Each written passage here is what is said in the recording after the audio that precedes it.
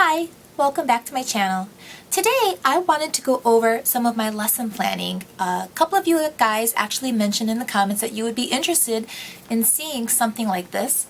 As you know, a couple of weeks ago I purchased for next school year the Erin Condren Teacher Lesson Planner, and I am beyond excited to use it. In fact, I'm so excited to use it I couldn't wait.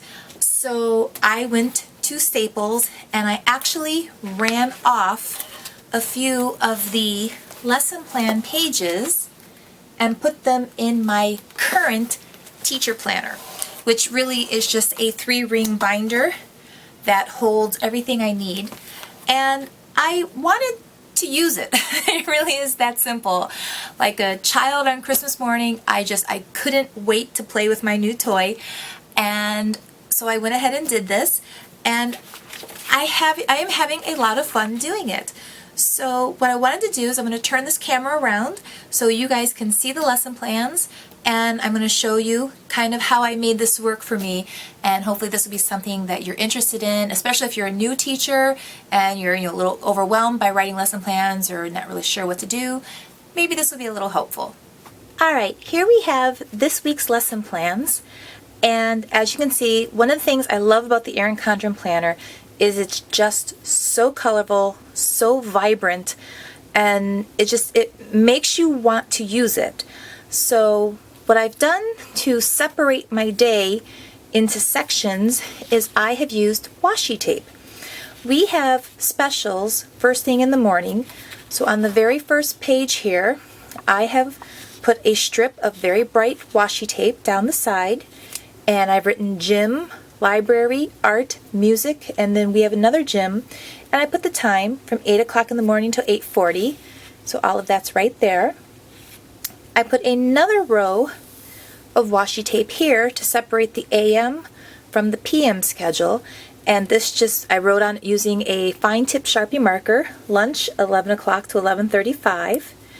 And then at the end of the day, we have different things that we do in class. So once again, I use 3 different washi tapes to show that from 2:15 to 2:35 is my teacher read aloud. From 2:35 to 2:45 we have a class check-in or a circle time where we'll pass a ball around, and if you're holding the ball you can talk about anything you want to talk about at that time. And then from 2:45 to 2:57 I have pack up and dismissal. So instead of, wasting an entire box or writing it in every single box all the way down, just a quick little strip of washi tape, label it, and that's it. On the side here, this week I am doing DRA 2 testing for all of my students. So under each date, I put a note here, really just to kind of remind myself, because sometimes you get distracted and so you're so used to your routines that you slip right into your routine and forget to do something really important. So this is just a note to remind myself. At the top of my book, I have broken my day into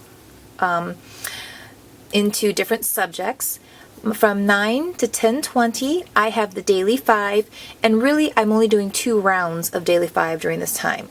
I will do round 1 and round 2, which the first round is read to self, and then round 2 is the choice round. And then because writing requires additional lesson planning space, writing is technically part of my daily 5 time, but I gave it its own column so this way I could get my learning targets in there and the strategies we'll be using, and of course the children will do their 3rd round. After lunch, we come back, and from 11:45 to 1 p.m. we have math. And again, I have my learning targets, the strategies, and what assessment will be collected for that day. Sometimes it's an actual pencil paper, sometimes it's just observation, sometimes it's something as quick as the students doing a problem on the whiteboard and I do a quick scan to make sure everyone understood it. After math, we have language arts from 1 to 1:30, and language arts is a lot of things for me. It's grammar, it's phonics, it is spelling. I kind of toss all of that into this one category because as much as I love the daily 5, sometimes focusing on just a 10-minute focus lesson, you can't cover everything that you need to cover in a 10-minute round. So anything that I think might be slipping through the cracks or isn't getting covered enough will then get bumped into this language arts category. Then the last 2 rows here are for social studies or science. And there's just not enough time in the day to teach both of these subjects every day. So this week what I did was I did social studies on Monday and Thursday and science on Tuesdays and Wednesdays. This Friday is the Friday before Memorial Day, and we are having a half a day of school here. But if this wasn't a half a day of school, one of these would have been filled in. And I just put a line through to show where I won't be doing this one this day. It was more efficient to cover science and social studies this way than it was to try to fit both of them in at the end of the day. Because what ended up happening was whichever one got taught first, the second one almost always got dropped. And that's obviously not a way to do things. So by this way, focusing on one at a time during the day, they get a good chunk of time to really develop it. And sometimes I will, like if we're doing a brand new science unit, maybe one week I will skip social studies and I'll just do 5 straight days of science. But then the following week, maybe I do a whole week of social studies. So I kind of based it on how much content is being introduced at one time and whether it's important to cover content or if it can be alternate days. So right now, I'm just going to go through and turn the page to a blank sheet. And real quick, I'm going to show you just how I break this down. It's really not that complicated. So one of the first things you're going to need is an assortment of washi tape. And I am a washi tape queen. I love washi tape. And you're really going to want to get assorted sizes. Thick ones, medium, and then of course thin ones. If you're going on the edge here, you can use a thicker one, but when I start dividing in the middle of the page, I don't want to lose that much space. So this is where I'm going to use a really thin one to make sure I don't run out of room to actually write my lesson plans. So you just start with the washi tape. And I'm going to come over here and put this on right there. Follow this line all the way down.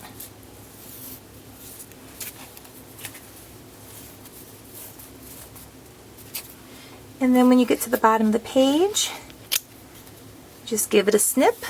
And right there, I just put my lunch line in. Over here is where I'm going to put my specials. So I'm going to pick another bright, bold color. I'll go for a medium thickness this time since I have a little room to play with. And this is a brand new roll. So let me find, aha, found you. That wasn't too hard. And once again, I'm going to come over here, start at the top.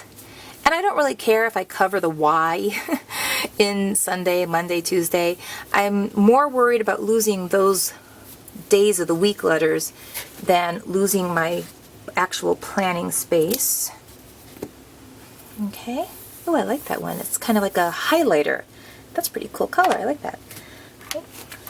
And then another thing you're going to want to be careful with is to not use a washi tape pattern that's too dark or so overly patterned that suddenly you can't write on it. Because, like I said, for the washi tape, this is actually part of my lesson planning, and I am writing on here to make sure I'm covering my content, but still getting all the parts of my day in here.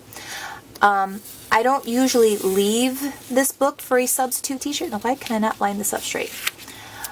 Because I have different sub-plans that I have specifically for subs. And if you're interested in seeing, oh my lord, I am really having a hard time here. If you're interested in seeing my sub plans, leave me a note in the comments and maybe I will do a video on my sub tub and the different forms I use for subs. Because I just, every time I leave this book for a substitute teacher, it never fails. You come back the next day and coffee or soda has been spilled on it, and now your pages are all buckled and warped, and oh, I hate that. It absolutely drives me crazy. I don't understand why subs think it's perfectly okay to put a giant cup of hot coffee right next to my plan book. Okay, wow, this one went on so much easier. Okay, so there's that one. And because I have 3 categories at the end of the day, I'm going to want to put on 3 different washi tapes. This one is new as well, and it might be just a little too bold, but we will give it a try. We'll use it this once, and if it doesn't work, we won't use it again. Oh, but it's definitely fun. Look how fun that is. So there we go. Category number 3. And luckily for me, washi tape is a little forgiving, so if you do make a little oopsie, you just pull it right back up and you're good to go. So that quickly, I've divided my planner into all the categories I need. Now I can label each one of these with the special it is, write my lunchtime on here, my ending things, and then it's just a matter of filling in my days, my subject headings, and getting started. So I'm going to go ahead and pause this right now because I don't think you really want to watch me write this, and I'll come back once I've got this filled in. So now you can see the finished product. I went in and I put my days of the week on the side. I filled in my specials that my students have during the day. My subject matters are at the top of the page, and then I absolutely love the color combination that these 3 tapes made for my end of the day procedures, read aloud, circle time, and dismissal. And of course I have my line here for lunch. So the lesson plan book is ready to go, and I can start filling in all my lesson plans and make it look very nice. One thing I also love to do is I love to add fun stickers into the lesson plans wherever I have a blank spot, which you can see once again going to the previous weeks. You can see that I put little flowers in here, and I had a big empty space here, so I popped a happy little butterfly in there. So again, this is copies of my Erin Condren teacher lesson planner, and if you are interested in how you can get one of these, I will have a description in the box below where you can find a link to order one of these teacher planners yourself if this is something that you think you would enjoy doing. I absolutely love writing lesson plans. It's one of the perks to my job. I know that may make me an exception to the rule of teachers, but I really do like writing lesson plans. And also I learned a great trick on my iPhone because I have to turn my lesson plans in digitally. Let me do my code on the side here. There is a fantastic app called CamScan, and all you do is turn this on, and it will allow you to take a photograph of your lesson plan, and then you can adjust it to fit this size, and then you can email this photograph of your lesson plan to yourself or your principal, and it will literally then print like a PDF document, and you can save it, because in my school district you have to turn your lesson plans in digitally every week to the principals. That's part of their keeping track and making sure we're doing what we're supposed to be doing. So if you want to do paper lesson plans but you're afraid because you're not sure you can do it and still turn them in electronically, all you have to do is download the CamScan app, which is on iTunes, and I'm sure they have the exact same app or something very similar for Androids. So I hope this was a great video for you and that you learned something or you saw something you might want to use in the future. If you like this, be sure to click the thumbs up, and if you want to see more of this type of video in the future, be sure to click the subscribe button, and I look forward to talking to you later. Happy lesson planning!